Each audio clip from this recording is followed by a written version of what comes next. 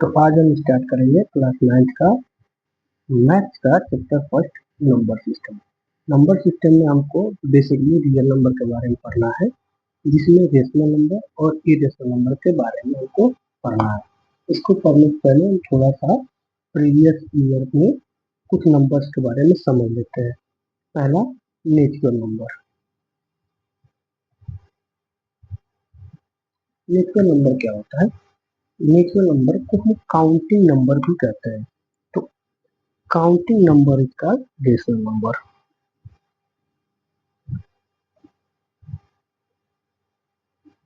Number are called natural number. Counting number हम जब भी स्टार्ट करते हैं 1 से स्टार्ट करते हैं, 1 2 3 4 5 एंड सो ऑन इनफिनिट तक, इनको हम बोलते हैं नेचुरल नंबर। इनको एक और नाम भी दिया जाता है काउंटिंग नंबर। काउंटिंग नंबर को ही हम नेचुरल नंबर कहते हैं। ध्यान देने वाली बात है, जीरो नेचुरल नंबर नहीं होता है। जीरो इज नॉट और नेचुरल नंबर। नेचुरल नंबर को हम एन से डिनोट करते हैं। एन मतलब नेचुरल नंबर। सेकेंड हम देखते हैं होल नंबर।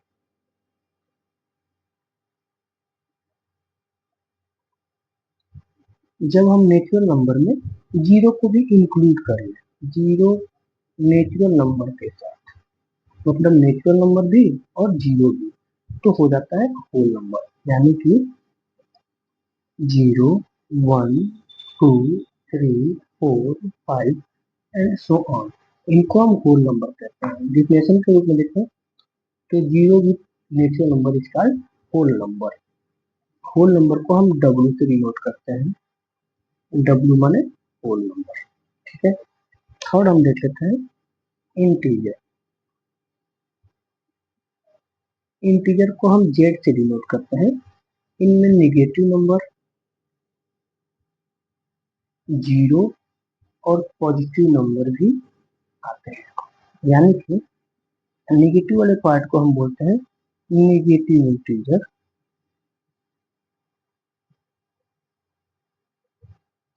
पॉजिटिव वाले पार्ट को बोलते हैं पॉजिटिव इंटीजर। जीरो ना ही नेगेटिव इंटीजर होता है, ना ही पॉजिटिव इंटीजर होता है।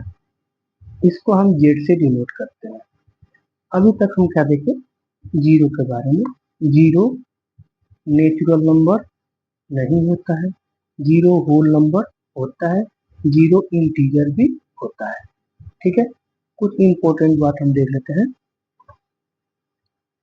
ऑल नेचुरल नंबर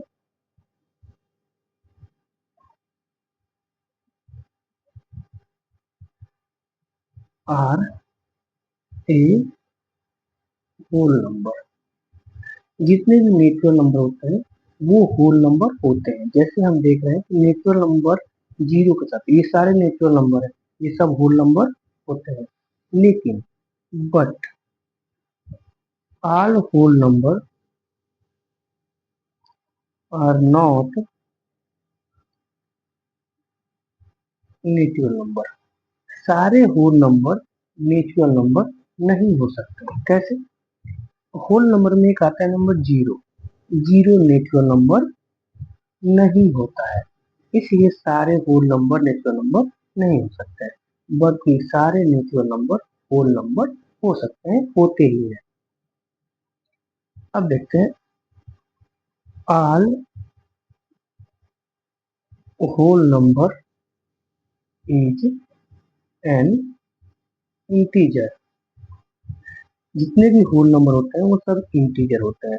देख भी रहे हैं, अगर यहीं से देखें तो ये सब होल नंबर है, यानी डब्ल्यू है, ये इंटीजर होते ही हैं। All natural number is an integer. देखते हैं, ये सारे नेचुरल नंबर ही तो है, और सारे नेचुरल नंबर इंटीजर होते हैं। But all integer not a whole number. सारे इंटीजर होल नंबर नहीं होता है, क्योंकि ये जो नेगेटिव इंटीजर है ये होल नंबर नहीं होता है, इसलिए सारे इंटीजर होल नंबर नहीं होते हैं। ठीक, ये हमारे प्रीवियस ईयर में प्रीवियस क्लास में हम पढ़ चुके थे। अब हम शुरू करते हैं रेशनल नंबर। रेशनल नंबर क्या होता है? कोई भी नंबर जिनको हम P अपॉन Q के फॉर्म में डिनोट कर पाए, जैसे the number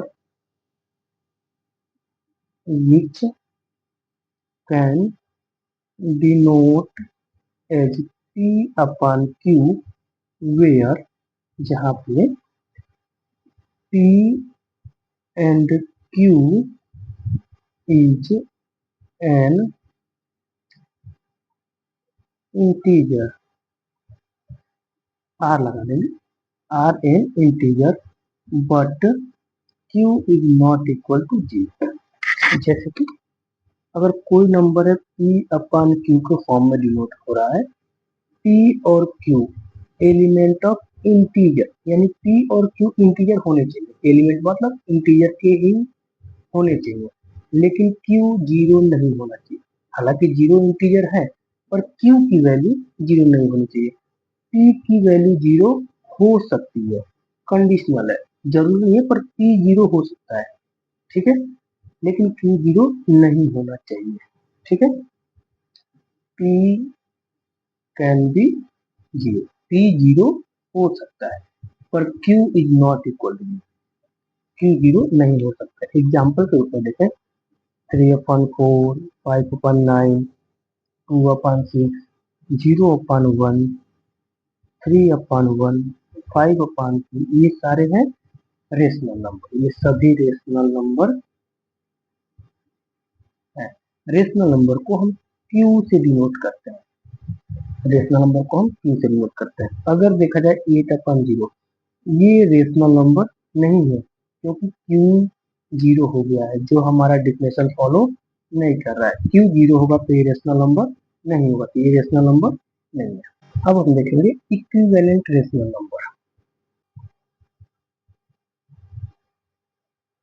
equivalent rational number, equivalent rational number क्या होता है? दो रेशनल नंबर जब इक्वल हो तो उनको बोलते हैं इक्विवेलेंट रेशनल नंबर। जैसे हम इसको फाइंड कैसे करते हैं? कोई भी रेशनल नंबर है, 3/4 एक रेशनल नंबर है, अगर इसका इक्विवेलेंट रेशनल नंबर फाइंड करना है, find the equivalent rational number of 3/4, तो हम क्या करते हैं, किसी सेम नंबर से न्यूमरेटर, ऊपर वाले को न्यूमरेटर बोलते हैं, नीचे वाले को डिनोमिनेटर बोलते हैं, न्यूमरेटर और डिनोमिनेटर में मल्टीप्लाई कर सकते हैं, या फिर किसी सेम नंबर से न्यूमरेटर और डिनोमिनेटर में डिवाइड कर सकते हैं। चाहे मल्टीप्लाई कर लें चाहे डिवाइड कर लें, हमको इक्विवेलेंट रेशनल नंबर मिल जाएगा। 3/4 है, हम इसमें एक नंबर 2 से मल्टीप्लाई कर लेते हैं, न्यूमरेटर और डिनोमिनेटर दोनों में। 3 2 जा 6, 4 2 जा 8, यानी 3 और 4, 3/4 6/8 के इक्वल है, ये दोनों इक्विवेलेंट नंबर है। किसी भी रेशनल नंबर का इक्विवेलेंट रेशनल नंबर निकालने के लिए सेम नंबर से न्यूमरेटर और डिनोमिनेटर में या तो मल्टीप्लाई कर लेते हैं या तो डिवाइड कर लेते हैं। अगर कहे कि थ्री इक्विवेलेंट बताइए, एक ही नहीं थ्री, तो 3/4 में हमने 2 से मल्टीप्लाई किया तो हो गया 6/8। अगर 3/4 में हमने 3 से मल्टीप्लाई किया तो हो गया 9/12। 3/4 में अगर हमने 5 से मल्टीप्लाई किया तो हो गया 15/20। ये तीनों के तीनों आपस में इक्वल है, यानी कि इक्विवेलेंट है, इक्विवेलेंट रेशनल नंबर है। ठीक है, तो रेशनल नंबर फाइंड करने के लिए हम सेम नंबर से या तो मल्टीप्लाई कर लेते हैं न्यूमरेटर और डिनोमिनेटर दोनों में, या फिर डिवाइड कर लेते हैं न्यूमरेटर और डिनोमिनेटर दोनों में।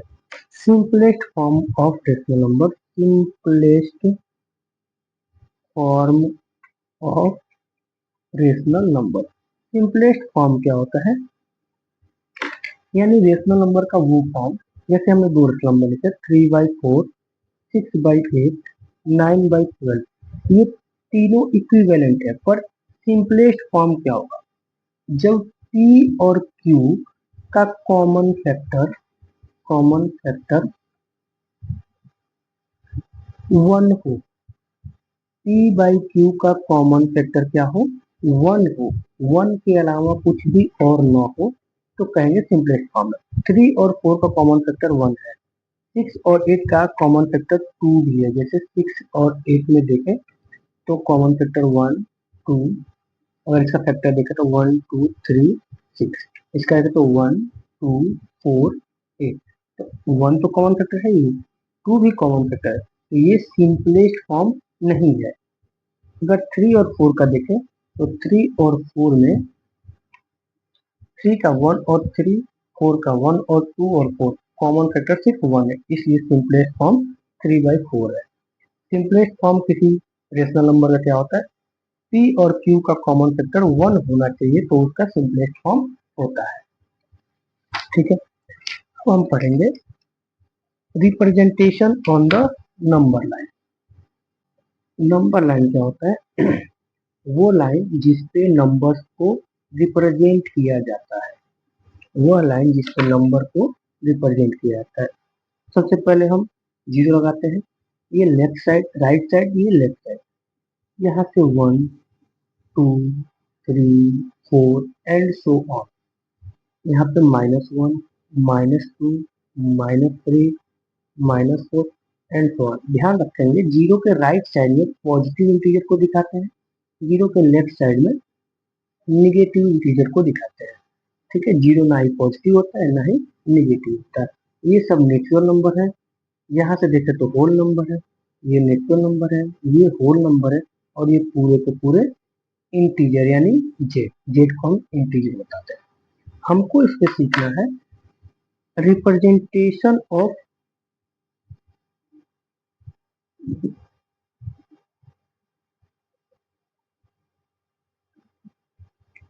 रेशनल नंबर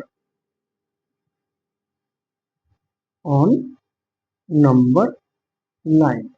हमको रेशनल नंबर का रिप्रेजेंटेशन सीखना है। जैसे हमने एक एग्जांपल के रेशनल नंबर लिया 3/4। ठीक है, तो हम सबसे पहले एक नंबर लाइन डिनोट करेंगे,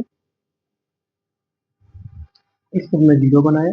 हालांकि ये पॉजिटिव है तो हमारा पॉजिटिव साइड में ही जाएगा, इसलिए मेनली फोकस हमारा पॉजिटिव साइड में ही रहेगा। ये हमने नेचुरल नंबर को डिनोट कर लिया, इधर -1, इधर -2 एंड सो। ठीक है, इसमें देख रहे हैं कोई भी होल नंबर नहीं, 3/4 है, तो हम 0 से 1 यानी पहले पार्ट को सेलेक्ट करेंगे। ये फ्रैक्शन है, फ्रैक्शन का मतलब होता है नीचे वाले पार्ट, यानी 4 में से 3 को सेलेक्ट करना है। तो हम फर्स्ट पार्ट को 4 इक्वल पार्ट में डिवाइड कर लेंगे। तो इसको 4 इक्वल पार्ट में डिवाइड कर 1 पार्ट, 2 पार्ट, 3 पार्ट और ये 4 पार्ट, 1 पार्ट, 2 पार्ट, 3 पार्ट और 4 पार्ट, 4 पार्ट में हमने इसको डिवाइड कर लिया। अब इन 4 पार्ट में से हमको 3 पार्ट सेलेक्ट करना है, तो 1 पार्ट, 2 पार्ट और 3 पार्ट, 3 पार्ट सेलेक्ट कर लिया, तो ये जो पॉइंट मिलेगा यही हमारा 3/4 का पॉइंट होगा। इस तरह से हम रेशनल नंबर को नंबर लाइन पे डिनोट करते हैं। एक और एग्जांपल देखते हैं, अगर हमारे पास है 2 होल 3/4, 2 होल 3/4 या फिर कुछ भी हो सकता है। हम एक नंबर लाइन लेंगे 0, 1, 2, 3, 4 and so on, -1, -2 and so on. अब देख रहे हैं 2 होल है, अगर 2 होल है तो सबसे पहले तो 2 होल ले लेंगे पूरा पूरा। इसके बाद वाले पार्ट में हमको 4 इक्वल पार्ट में डिवाइड करना होगा, 1, 2, 3 और ये इसी 9 पाएगा 4।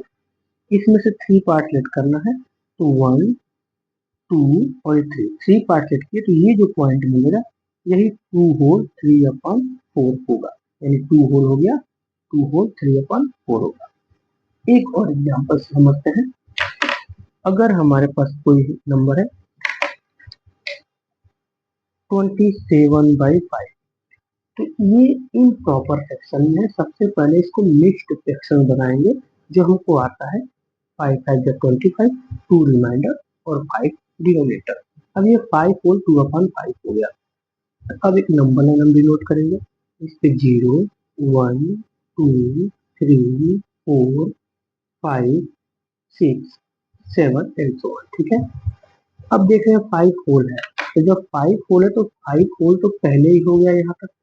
उसके बाद 5 पार्ट में से 2 पार्ट को सिलेक्ट करना है, तो 5 के बाद के जो पार्ट है उसको हम 5 इक्वल पार्ट में डिवाइड करेंगे, 1 2 3 4 और ये 5 पार्ट में डिवाइड हो गया, 1 2 3 4 5।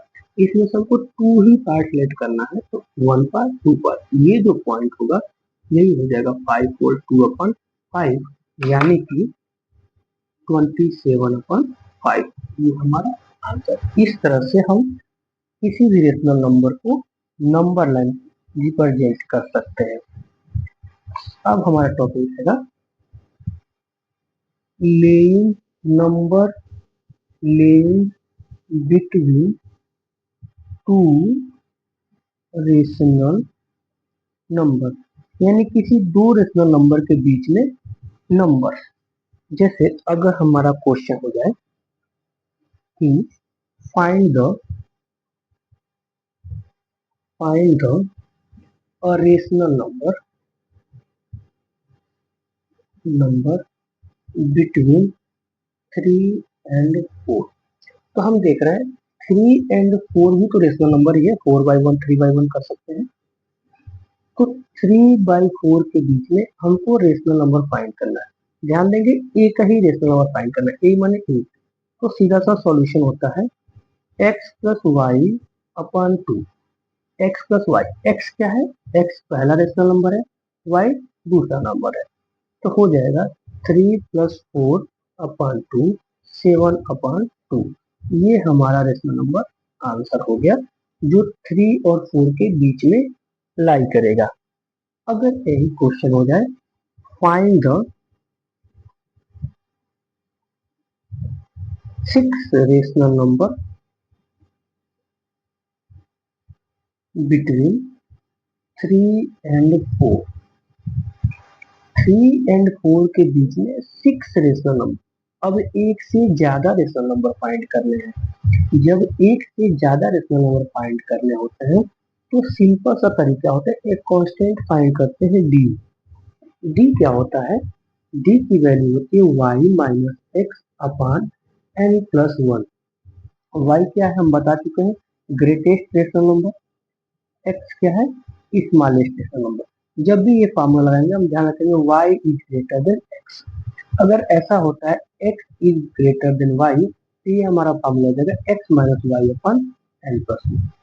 ठीक है, इसको लिख रखेंगे y is greater than x। ठीक है, तो y x से बड़ा होगा तो ये फॉर्मूला लगाएंगे, अगर x बड़ा हो जाएगा तो ये फॉर्मूला लगाएंगे।